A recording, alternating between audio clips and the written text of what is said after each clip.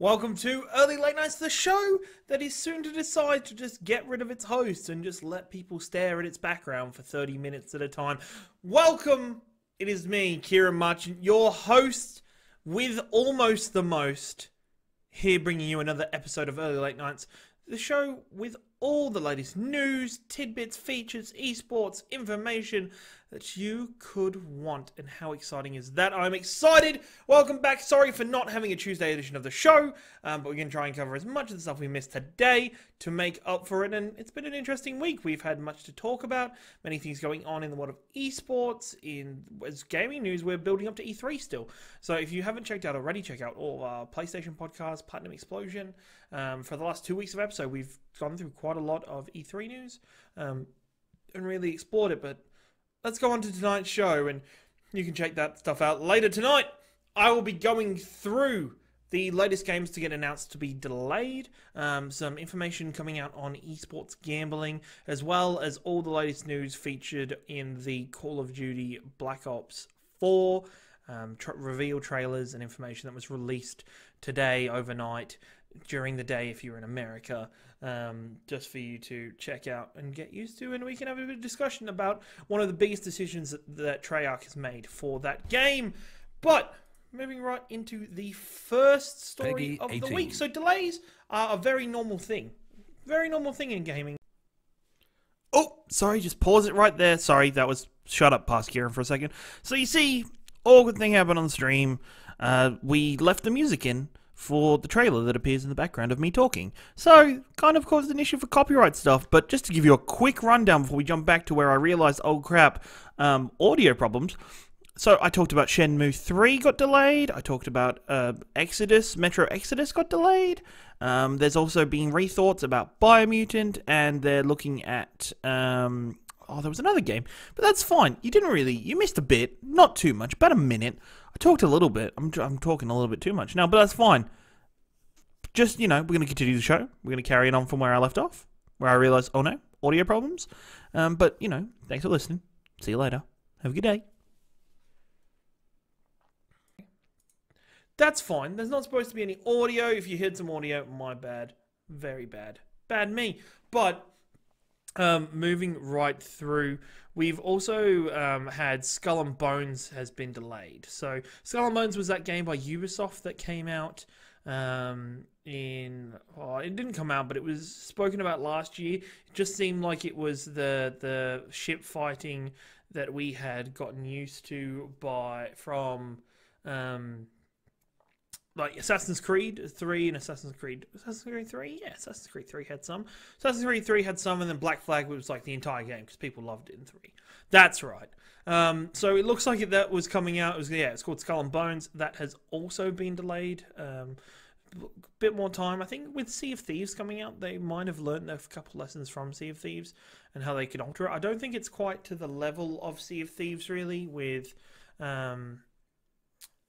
the island exploration and stuff like that. I think it's primarily about sailing in your ships and stuff, but we'll see what happens with that one. But this is the period of time we're in now, guys. So we're leading up to E3, and we're going to see more and more games going to be reported to either be delayed or reported to be at E3. And a lot of these, like Metro Exodus is going to have more gameplay shown at E3, but the delay's still happening. And I think we should be looking out for more of these in the next week or two. I'm happy with companies coming out before E3 and telling people, hey, we're gonna be delaying. We're gonna be delaying this. We're gonna be actually working through it, and we're gonna be developing the game a little bit more. We're gonna delay it. We're gonna come to E3. We're still gonna show you what we've got, but we're not quite ready yet. And I think that's a great way to be. I think more developers need to be more understanding and more open to the communication with their audience, just to say, hey, not quite there yet, but we're going to delay it. Here's some content, here's some information that's about the game, but we're going to take a little bit longer. And most gamers will be fine. If you're a gamer that's going to complain about delays, then don't listen to gaming news. Just be surprised when it comes out, I guess. But it's all a part of the community we are, a part of now. So fuck it, see what happens with that. But I'm looking forward to E3, as I've already mentioned a couple of times.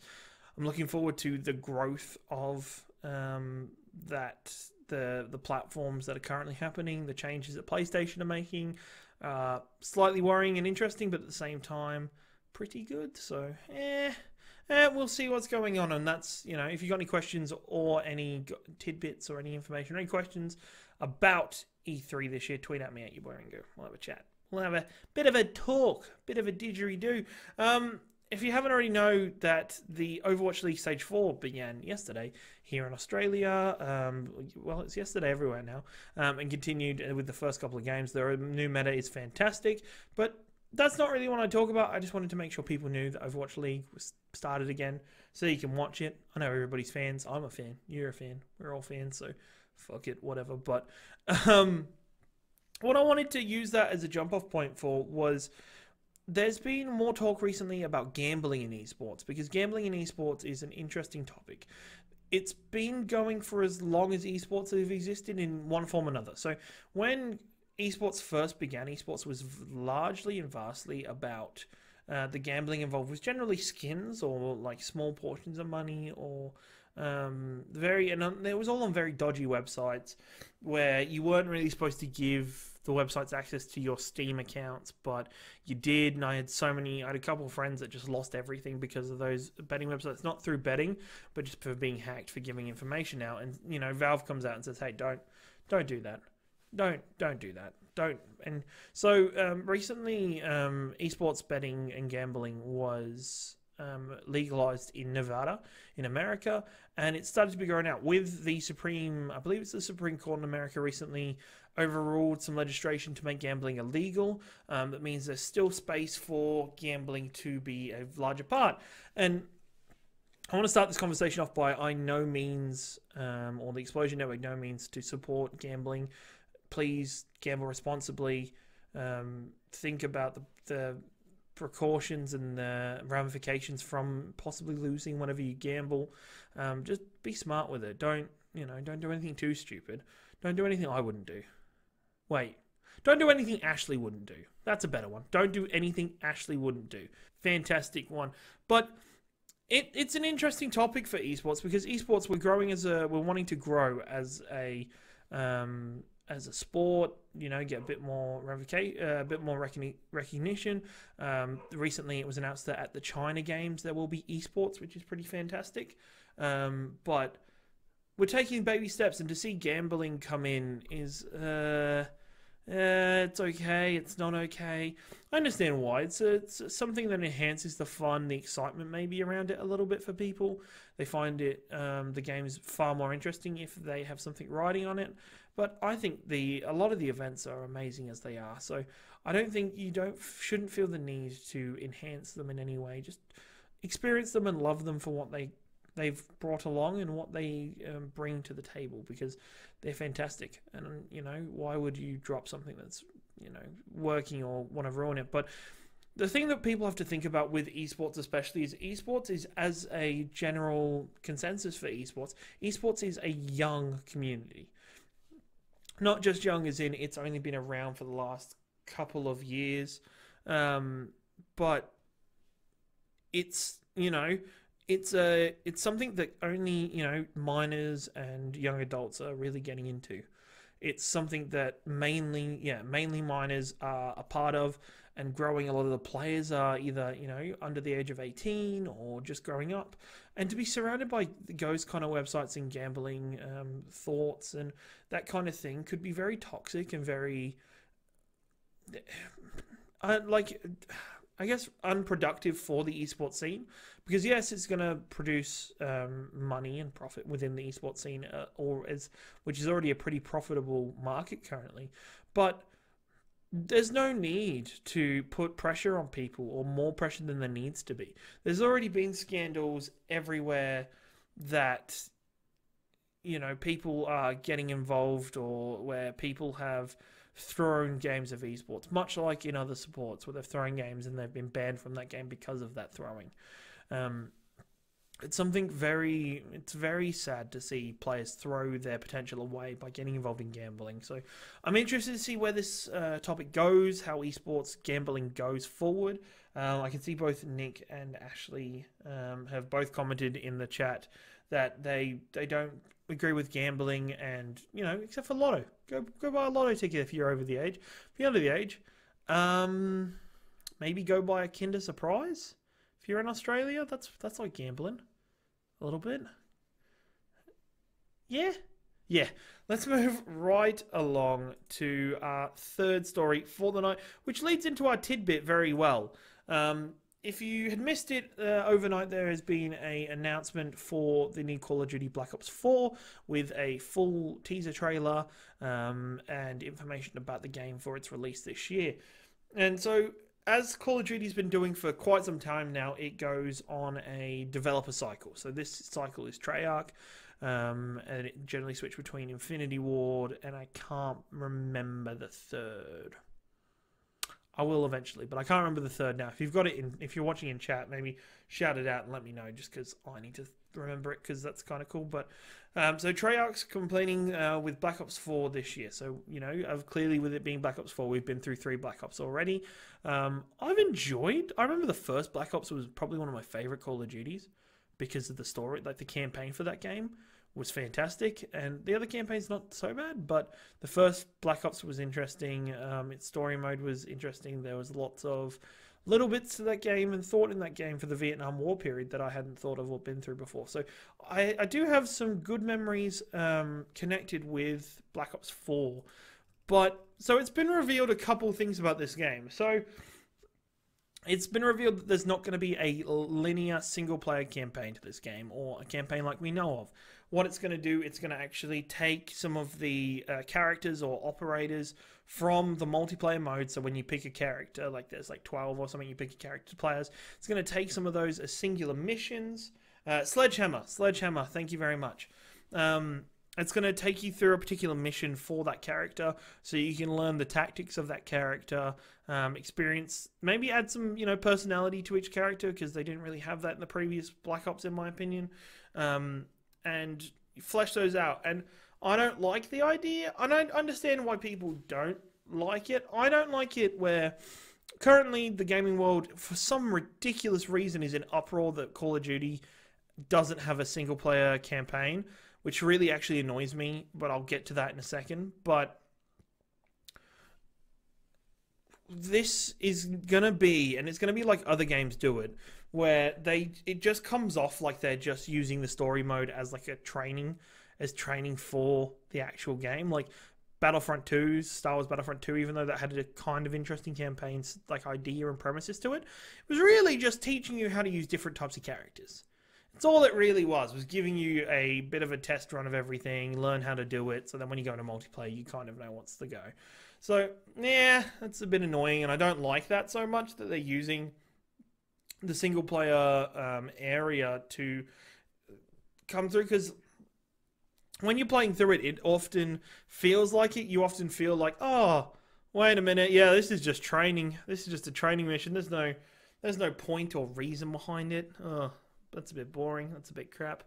Okay, and you continue playing. And so it's then been announced, because of this, there's now going to be three multiplayer, like 3 zombie maps. I was going to say 3 multiplayer maps. How terrible would that be?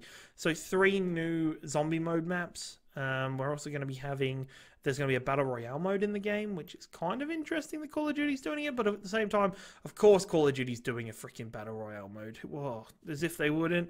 So they're pretty much going all in on the multiplayer mode. So they're fully invested in growing the multiplayer aspect of that game and not having to focus too much on the story mode.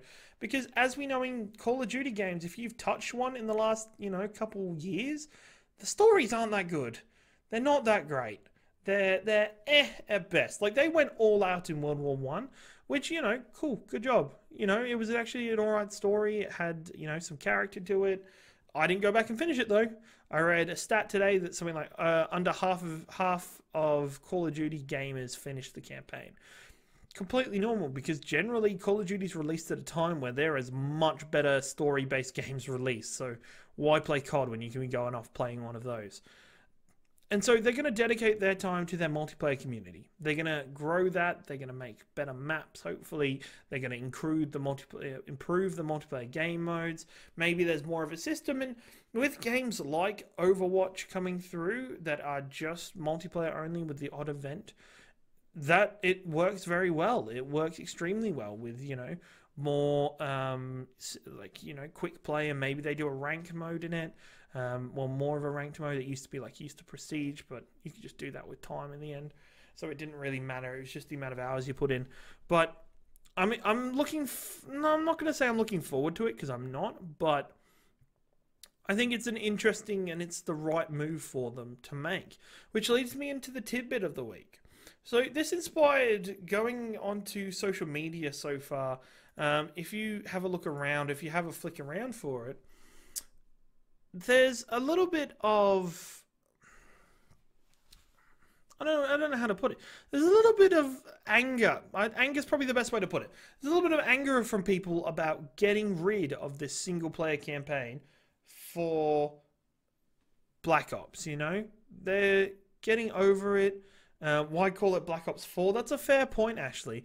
Why? And I think it's just because in Black Ops, they have the characters from beforehand, from Black Ops 3. They get a continuation of those characters, so there's some link for them, I guess. But it's interesting to look at this anger that's going on in social media right now from so many people. Why are you getting rid of Call of Duty? Why are you getting rid of the campaign of Call of Duty? It's the one reason I buy it every year. I go through it, I do it, I play it, and it's the only reason I buy them. Oh, we feel so entitled to a single-player campaign. Gosh darn it, I want one. And I've read so many comments like this over the last, 8 hours when I've been looking for and doing research for this one that I wanted to talk about. There's so many, people argue for single-player campaigns. People push for them. They're like, we want more single-player games. I get it. You want more single-player games. That's cool. Let people like Bethesda make them. Let Naughty Dog make more of their games. There's enough. As a whole, there is a lot of single-player based games. You don't need every game to do it. Why not let games like Call of Duty just focus on the one thing they kind of do well, which is multiplayer? No Call of Duty campaign has ever blown anybody away. It's never been, except for Modern Warfare, but that's on its own kind of pedestal somewhere. But no Call of Duty campaign other than Modern Warfare has blown anybody's socks off, and it's the reason that people, the majority of people, buy the game. The majority of the Call of Duty fan base that plays and buys the game is worried about multiplayer. They want to play multiplayer. They want to be good at that multiplayer. So, look at it this way. For you people that just want a solo campaign, you spend your money on the game, they say thank you, you go off, you play the campaign, you play a couple of multiplayer maps, you never play it again. Compared to the people over here who buy the game, maybe dabble in the campaign, but then play the campaign of that game, the multiplayer of that game, for the next 12 months until a new Call of Duty comes out. I feel like one gamer, like one type of gamer in this situation has a little bit more at stake in this, or deserves the attention to be on them. Yes, gamers deserve single player experiences that are fun and great to be played through and get into, but at the same time, it's okay for games like this to be multiplayer only. It is okay at all, and I feel like Call of Duty has been leading to this, and maybe we should have read the tea leaves a little earlier, because I believe it was the other Black Ops, wasn't it? I think it was the last Black Ops on Xbox 360 was multiplayer only. They didn't put the single player on that one. They put the single player on the Xbox One, PlayStation 4 version. So, they've already tested the waters there. People probably still bought that game just because they wanted to play multiplayer and they didn't have a current gen console. That's why they bought that game. And I think if you look at it, if Activision look at this, they will see that it's exactly what the steps that they should be doing. They should be putting more time and effort into building their multiplayer community. They should be putting more energy and force into making maps as interesting as possible. They should be making the gunplay for multiplayer amazing. Why bother with AI for games, or like, you know, for enemies, when you don't need to put them in the game? You just put freaking just player versus player. The player does it for you. You just give them the tools to be able to play against each other. That's all you have to do. It seems much easier. So one thing I didn't mention in the actual news story bit of this was this is going to be purely featured on Battle.net. So for PC, it's going to be not for Xbox. Everywhere else is going to be fine. For PC, this is on Battle.net. So this is, you know, looking at what the success of internally for Activision, internally, Blizzard's already done this amazing thing. Blizzard's got Overwatch in their hand. And it shows what you need to do by making their game a hero-based first-person shooter. And now you've got Call of Duty that already tried the hero thing years before, like years ago, and now we're like, maybe we need to just go a bit more all on this, build them. We're going to play differently. The game modes are going to be very differently, and the combat's going to be different. But we're going to take what Blizzard do well, and we're going to use it for ourselves. We're going to build it yourselves. Hey NATO, how are you today? Welcome to the stream and to the show, my friend. But, you know, why take that on? Why pull that in and not look at that? It sounds ridiculous to me. All these people on the internet and in social media who are bitching about there not being a single-player campaign for this game, do you actually buy a copy of this game ever? When was the last Call of Duty? I want to ask people, because sometimes I just think it's part of the internet where people just want to be pissed off for being pissed off. They're just like, we want to save the single-player game. The single-player games are freaking just as strong as they used to be. They're just a bit more spaced out because developers are taking more time to develop them. But these multiplayer games, if they focus on the multiplayer, it gives you more of an aspect to concentrate on. It's like telling me, oh, why didn't League of Legends put in a campaign mode? They started well with a multiplayer. Let's play campaign League of Legends. And you're like, no, don't do that. Don't play campaign. No, we don't need that. Players just come to play League for the multiplayer. So let Call of Duty play that way. Allow Call of Duty to develop their game for their fan base, which is clearly a multiplayer fan base. Why get angry with them for doing what's right for the majority of their fan base? This is a problem when the vocal minority is getting loud and uppity about something. There is still some form of single player. It's not going to be long, it's not going to be story-based, it's not going to be linear. It's going to be small missions of different characters, learning how to use them. Maybe they build a bit of a story around it. Awesome, whatever. But there is going to be enough content in this game to value paying the full price for a game for Call of Duty. They've put in more zombies maps from release than there has been before. Hopefully they do mean release by the 3 zombies maps. They're putting in a Battle Royale mode, which could be kind of cool. I hope it's different from PUBG and Fortnite and it just has that Call of Duty essence to it. There's going to be enough substance to this game to dig in and really enjoy. So let Treyarch, that's who develops the game. Treyarch, I almost said Sledgehammer. Treyarch, let them develop the game like this. Let Call of Duty become a multiplayer. Because looking back on it, from my point of view and point of view of people that understand that Call of Duty is not for them, you look at it and you go, what the fuck's this campaign mode doing? Why is Jon Snow showing up in my campaign? I don't need that. That's an expense that could be used better by just building more multiplayer shit. What do you think? Tell me on the Twitters, at your boy Ringo. You'll find me there on Twitter, or at Explosion Pod, or come hang out and chat after streams, and tell me. Let me know, what the F are you doing? Like, what do you think? What do you care? Why do you care so much? So, let me know. So, each and every Friday, we do the Gamer Spotlight of the week, where I go out and I find either a friend of the show or a friend of the Explosion Network, or some new content maker that we haven't met before, and bring them to light for you guys, because that's what we want to do. We want to share the love. We want to show more bits and pieces for you to enjoy, because, you know, you've got to, if you're going to thank the community for the effort they put into you, give back to the community. Show them some cool stuff so they can give it to somebody else. So this week's Gamer Spotlight is actually a website rather than a YouTube channel or a Twitch channel. They do have YouTube. They might even have Twitch. I'm not 100% sure. But player2.net.au are a bunch of fantastic people that spend each and every day making great gaming related content for you. I want you to go visit the website player2.net.au. Fuck's sake. Go to the website. It's one of the websites I use to keep track of daily news. I like to check out their reviews because they're more, generally Australia based, and they tackle some issues with multiplayer games that generally might not get seen from Americans. That's more Australian based. They have a fantastic bunch of people. Paul, who you see now on screen if you're watching the stream, he is a very good friend of the Explosion Network. Check him out. He's been on Platinum Explosion a number of times, and one of my favorite episodes of Top 5 was involving Paul. So please go check out their content.